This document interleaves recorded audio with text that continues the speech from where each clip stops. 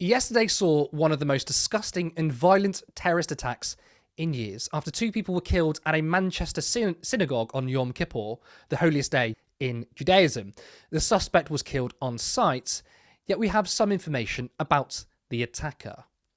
BBC Verify has confirmed the authenticity of an image showing the Manchester synagogue suspect Jihad al-Shami. According to the police, the attacker is believed to be the 35-year-old British national of Syrian heritage. Although formal identification has not yet been completed, the individuals are believed to be 53-year-old Adrian Dolby and 66-year-old Melvin Kravitz, both from Crumpsall. Now, the day should have been about the victims and their loved ones, but as I covered yesterday, many pundits from the right decided to weaponize the attack, blaming the left and the government. We also saw the entire media establishment conflate Jewish people and Israel, blaming pro-Palestine marches for the rise in anti-Semitism. Sheila Fogarty said this on LBC. We can disagree vehemently over the rights, the wrongs, the whys and the wherefores of what's going on in Gaza and in Israel. Of course we can. But none of that, not a bone of it, justifies an attack on a Muslim or an attack on a Jew. But it's very clear to me that elements of, and remember, I'm saying the word elements of, not everybody who was on the marches, I'm saying elements of those marches. Elements of those marches in plain sight were calling for violence against Jews in this country. When you shout repeatedly, globalise the Intifada, you are asking for violence, physical violence against Jews. There are people who would murder others because they don't like what's happening in a far-off land that they have connected those people to. They don't like the opinion of somebody about a particular war. It doesn't ever justify killing somebody on their way to a synagogue or a church or a temple or a mosque, ever. Never. Globalise the Intifada means resistance to the occupation, right? The word Intifada means shaking off in Arabic and refers to Palestinian popular uprisings. It's worth noting that the first Intifada was peaceful, yet the narrative being set by the media automatically assumes Intifada is violent resistance against Jewish people. That is not the case. Now, we also have Phil Rosenberg, president of the pro-Israel Board of Deputies of British Jews. And we heard the Home Secretary saying that she was disappointed to see a protest take place in central London just hours after yesterday's attack. Do you feel there's a degree of insensitivity? You've said there that you support the right to protest, you know, it is people's right. But just what has happened over the past 24 hours? What do you want to say about planned protests? I think that those sort of protests that happen just after a terrorist incident has affected the Jewish community here in the UK show the rotten core that happens at some parts of the community. Like I say, many people who want to protest on this cause, I think, do so for the right reasons. But those who seek to organise protests when these tragedies happen and then don't think, well, this is the time to pull back, that's a real problem. No, we know that the Palestine Solidarity Campaign organised its first protest over the last 2 years on the 7th of October while the massacres on that day were still taking place. That's a real problem, and I think the organisers of these events have to ask themselves the question, what are they really here for? If they, you say insensitive, and that might be right, but I think this shows, a latent anti-Semitism and even a support for terror because they don't see it as their responsibility to pull back. And I urge those organisers to pull back. But to the government and police, I think we need to look at whether there are powers now or whether we need powers to make sure that we can take account of these situations. If people aren't going to do the right thing of their own accord, and it's really clear, as you said, the Home Secretary has called for these protests to not go ahead this weekend out of respect, then maybe the government and police need more powers, and that's one of the things that we want to be looking at over the coming days and weeks. Look, first of all, the marches were already organised because it was protesting what happened on the flotilla. The IDF quite literally kidnaps people from sea. It's international waters, okay? It was a kidnapping, it was pirates. So that was already agreed. But some might say, even if they went out and protested anyway, it's not a contradiction to support Jewish people and support Palestinian people. Now, Home Secretary Shabana Mahmood joined in on the attacks. Shabana Mahmood has told the BBC she was disappointed pro-Palestinian protests went ahead on Thursday in the wake of the terror attack that killed 2 men outside a synagogue in Manchester. I do think that carrying on this way does feel un-British. It feels wrong, she said of protests planned for this week. Demonstrators in central London protest the Israeli naval halting a flotilla carrying aid to Gaza outside of Downing Street on Thursday evening. Now, it's nothing new that pro-Palestine marches are being smeared as hateful, but at a time of rising tensions, it's pretty disgraceful. But that didn't stop former Tory MP Penny Mordaunt claiming that people at the marches were chanting "Death to Jews" without providing any evidence. There are groups of people who are trying to intimidate a section of our community, and we have to call it out for what it is. And I think that continuing with the protests tonight, which are violent, is one example of that. I mean, nobody that could be out on the streets standing next to somebody or calling themselves for death to the IDF or death to Jews. I mean, what is going on in these people's minds? We just have to recognise it for what it is. But today, I mean, leaving aside the fact that on this most holy day for the Jewish community, this may have been a planned event, I just cannot understand why anyone would want to proceed with a protest of this nature this evening. I'm in no doubt that the people who are out on the streets tonight don't feel the same way that most people in this country feel about the appalling attack that has taken place in Manchester. Let's be very clear here, right? This is what people at yesterday's march and other marches were protesting. At least 53 Palestinians have been killed in Israeli attacks since dawn across Gaza, as Israel threatened tens of thousands remaining in Gaza City with a forced order to leave and saying it was their last opportunity to flee or face the full force of Israel's assault. 53 Palestinians were killed. No mention, or very little mention, in the media, certainly not on broadcast media. Now, at least there is one politician who is acting sensibly. Green Party leader Zach Polansky said this on Sky News. Shabana Mahmood said that she was disappointed to see pro-Palestinian marches go ahead after the attack last night across the country. She said that she thought it was dishonourable.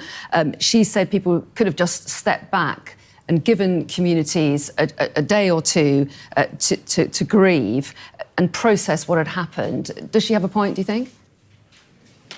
No, I think Shabana Mahmood is also being deeply irresponsible. There's a lot of it about, I think, ultimately conflating protests against a genocide in Gaza and ultimately weaponizing that against an anti-Semitic attack on our streets, a terrorist attack, is deeply irresponsible. And again, democratic, non-violent protest is a cornerstone of our democracy. And I think it's worrying when government are increasingly trying to crush down dissent and again using what is a brutal attack that many of us in the Jewish community, in fact all of us in the Jewish community, are feeling very deeply, to try and use that to point at a protest and say people don't have a right to also speak out against the genocide is both conflating issues, it's incoherent, and it's exactly the opposite of what we need from politicians.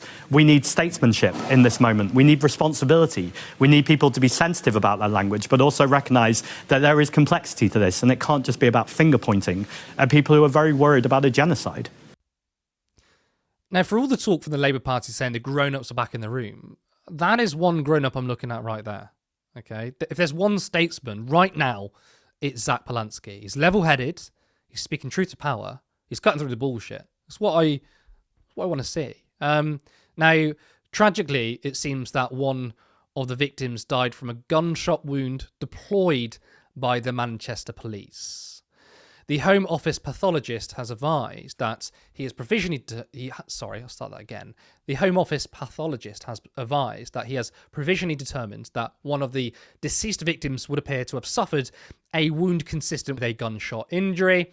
It is currently believed that the suspect, Jihad al-Shami, was not in possession of a firearm, and the only shots fired were from GMP's authorised firearms officers, as they worked to prevent the offender from entering the synagogue and causing further harm to our Jewish Community, it follows, therefore, that subject to further forensic examination, this injury may sadly have been sustained as a tragic and unforeseen consequence of the urgently required action taken by my officers to bring this vicious attack to an end. Now, I thought this tweet from Philip Proudfoot hit the nail on the head. A terrorist targeted a synagogue in Manchester.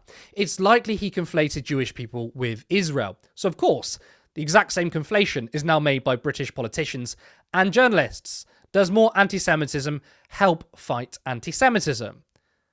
Because that's right, conflating Israel and Jewish people is in of itself anti-Semitism. It's so funny when you see the corporate media class attack those that support Palestine as anti-Semitic, when they're literally doing an anti-Semitic trope, right? Jewish people in the state are two different things. But the entire media has conflated Jewish people with Israel and have completely erased voices from the anti-Zionist Jewish community. They are doing what the attacker did, right? Now, the attacker may well have murdered those people for the actions of Israel, but we don't know for sure yet. I want to be clear. But the response from the media is to try and silence those protesting a genocide because they themselves would like to conflate the state of Israel with the community. Now, earlier today, I spoke to Lambeth Councillor Martin Abrams to talk about yesterday's attack. Martin, as a Jewish councillor, how do you feel after yesterday's horrific attack? Well, thanks, Curtis, and thanks for giving me this space to talk about it. Yesterday's attack was a absolutely disgusting anti-Semitic terrorist attack on a Jewish place of worship, on one of the holiest days in the Jewish calendar, Yom Kippur. So, this has sent shockwaves around Jewish communities across the UK, deeply, deeply distressing. So you told me you have connections to Manchester. Can you tell me a little bit about that? Yeah, I'm from Manchester originally. I was brought up in East Manchester, but a lot of my family lived in and around Prestwich and Bury, and but that synagogue was one of my grandma's old synagogues, and it's where my dad used to go for after school childminding when he was growing up in Manchester. So, it is very, very close to home. I know that area very well, and that obviously makes it significantly more personal when something like that happens in an area that you know very well. So over the last 2 years, obviously since the 7th of October, I mean, have you felt from your perspective a big increase in anti-Semitism? I mean, the facts speak for themselves, don't they, Curtis? There's been a huge increase in anti-Semitic incidents being reported across the UK, as there's been a significant increase in Islamophobic incidents and what feels like a significant rise in kind of hatred and intolerance. And I think there's a number of reasons for this. Since the 7th of October attacks, there has been attempts by people that are obviously very supportive of Israel to conflate what is happening, what happened on October the 7th. Sorry, I'm completely losing my train of thought here, Curtis. My brain's slightly gone, so you might have to edit that bit out. I'll start that bit again. So what has happened since October the 7th? There has been a deliberate attempt to conflate any anti-Israeli sentiment with anti-Semitism, and that, in my view, is very dangerous. The role that Israel is playing, which is undoubtedly a genocide happening in Gaza at the moment, in my view, has made Jewish people less safe across the world, because people like Netanyahu are saying is that any attack on Israel is an attack on all Jews, and that is simply, not the case. We are not just one homogenous group. We have a huge diversity of opinions and views. And whilst, a significant portion of Jewish people, will identify as Zionists and will be supportive of Israel, there is also, a significant number of people within the Jewish community, and from what I can see, a growing number of people within the Jewish community that do not identify as Zionists or supportive of Israel, and certainly not supportive of the actions that Israel is taking at the moment in Gaza, and views from people like that, like myself, who does identify as an anti-Zionist Jewish person, are kind of scrubbed out. We are constantly being silenced. Our opinions are never platformed, if ever, on mainstream media or on mainstream media platforms, and all you hear is from representatives like the chief rabbi Ephraim Mervis, who I've seen today has come out with some really horrific stuff about linking yesterday's disgusting anti-Semitic attack with the national demonstrations for Palestine. And I think that is a really, really dangerous road to go down, because it is essentially politicizing yesterday's terrorist attack to try and pursue, the political aims to limit the voices of anyone that is anti-genocide or pro-Palestinian, and marginalize those voices. And the chief rabbi calling for national demonstrations against genocide to be shut down by the government and the police is a very dangerous road to go down. Yeah, you've just alluded to it there. We've seen many right-wing pundits, government officials, the media more widely, they've condemned those protesting for Palestine. So as a Jewish person on the left who is anti-Zionist, how does it make you feel? And I mean, would it be correct to say that anti-Zionist views within the Jewish community have been completely erased? Well, we're just not being given a voice in mainstream media. But outside of that, I've been on many of the national demonstrations for Palestine. There is an ever increasing Jewish bloc on those demonstrations, Curtis. It started out with dozens of us.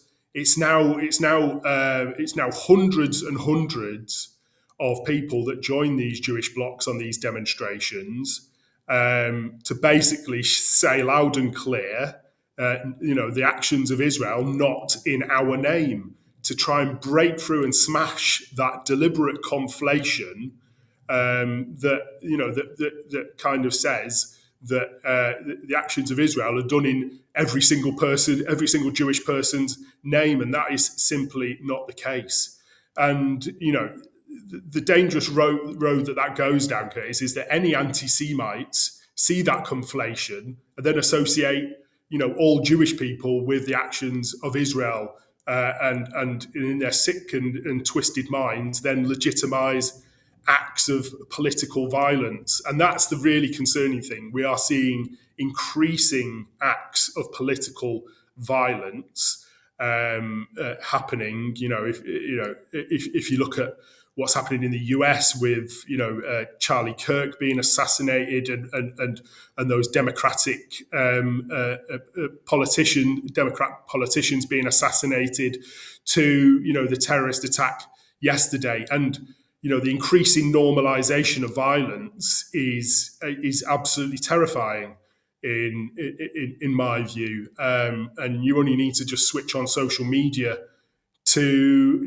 essentially see that normalization of political violence, because we are essentially watching a live streamed genocide every time we switch on our social media. And you know, when you have that normalization of violence, and then the conflation of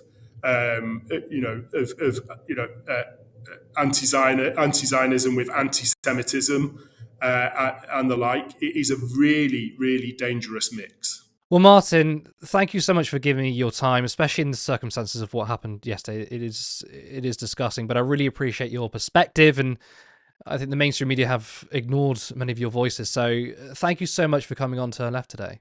Thanks, Curtis. So that was Martin Abrams, councillor for Lambeth, who quit the Labour Party after being suspended for supporting a ceasefire motion at his local council. I think he's actually in our chat today, confirming that he is part of the Green Party. Now, obviously, since what's happened on Thursday, many pundits and politicians, including Kemi Badenoch, have called for the toning down of the tensions and temperature. What I find incredibly funny, though, is one of the people who jumped on this is Tommy Robinson. Now, Tommy Robinson has pretended to care about anti-Semitism. Do we really believe him? No. We've already pulled out his Israeli connections, but they're not trying to hide it anymore. So this, my producer just sent me this, which is hilarious. The Israeli government has invited far-right activist Tommy Robinson, real name Stephen Yaxley Lennon, to Israel for being a true friend of the Jewish people. So that is Tommy Robinson being invited to Israel, currently committing a genocide, because apparently he's a true friend to Jewish people and not a true friend to Israel. So, we'll leave that with you to make your mind up. Sarah, let me ask you, what are your thoughts about the media response from this truly terrible attack? Well, this attack was a horrifying and terrible act of anti-Semitic terror, and I think we have to start off by acknowledging that. But I think what's equally horrifying is how quickly the media and those that surround it have turned something where people should be grieving into some sort of like political weapon. And I think in doing so, they repeated the very logic of the attacker. Like the attacker is obviously likely to have targeted Jewish people because he conflated Jewish people with the Israeli state, like Polanski said, and rightfully so. And I think they're doing the exact same thing. They've turned immediately to pro-Palestinian marches as if people protesting a foreign government's war crimes were responsible for anti-Semitic violence in Britain. And I think that's sloppy, and it's dangerous propaganda, and it's exactly what we're trying to fight against when it comes to anti-Semitism in this country. And the thing is that Jewish communities are not homogenous, and I'm sick and tired of people just throwing them all into one category. They're not spokespeople for Israel, and many Jewish people are actually on the front lines of anti-Zionist activism. You've got groups like Jewish Voice for Peace or Namud in Britain, and they've been screaming from the rooftops, like, this is not in our name, we don't stand with it, we don't want to be a part of it, and we disagree with it. And yet those voices are completely scrubbed out of the broadcast cycle. And you have to think why, and it's because they shatter the establishment narrative. They prove that opposing Israel's war crimes is not anti-Semitic, that Jews and Palestinians are natural allies in resisting oppression, and the media can't allow that, so they're going to erase them in the process. And when politicians like Penny or pundits like Fogarty spread these unverified claims, like protesters chanting death to Jews without a shred of evidence, they're doing something incredibly reckless. And I can't believe that they're continuing on with that. They're smearing tens of thousands of ordinary people who are exercising their democratic right to protest, and they're inciting suspicion between Muslims and Jewish people and the wider public. So they're actually creating more divide, and that doesn't protect Jewish community, doesn't protect Jewish people. You're actually making victims of this heinous crime a footnote, and you're isolating them. And I think it paints a target on their back, because you're going to be reinforcing that lie that all Jewish people are responsible for Israel's actions, and that lie is the lifeblood of anti-Semitism. So I think I'd flip it. Do we blame all Catholics for the IRA? Do we blame all Brits for the Iraq war? Of course not. So why is it acceptable to hold Jewish people collectively responsible for Israel? Obviously it isn't. And I think it's anti-Semitism sort of dressed up in this, like, well, I'm defending Jewish people. Now look, now like Tommy Robinson's now being commended for defending Jewish people, but like, no, you're defending Israel. And the media is utterly complicit in spreading that logic. And I think that's completely unforgivable. And I think what we should be doing is actually standing against anti-Semitism together and Islamophobia. But the establishment likes to pit those communities against one another. They weaponize Jewish pain to silence Palestinian solidarity, and they turn grief into some tool of censorship. I mean, hate begets hate, violence begets violence, and the sort of response from the mainstream media and the right-wing pundits, which is to pretty much say, "Oh, it's the fault of the left, it's the fault of Muslims and stuff." You're not. You're only going to just create more division, as you said, because now people are going to be looking at Muslims, right? Not that this is the first time. I mean, for decades we've seen the demonization of Muslims, but I just find it so funny that people like Tommy Robinson are so concerned about anti-Semitism when it's been his entire career to be racist and bigoted towards minorities. I mean, someone like Lawrence Fox, who's a deplorable person, but suddenly cares about anti-Semitism. I mean, people can see it transparently for what it is, but these people do not care about anti-Semitism or Jewish people.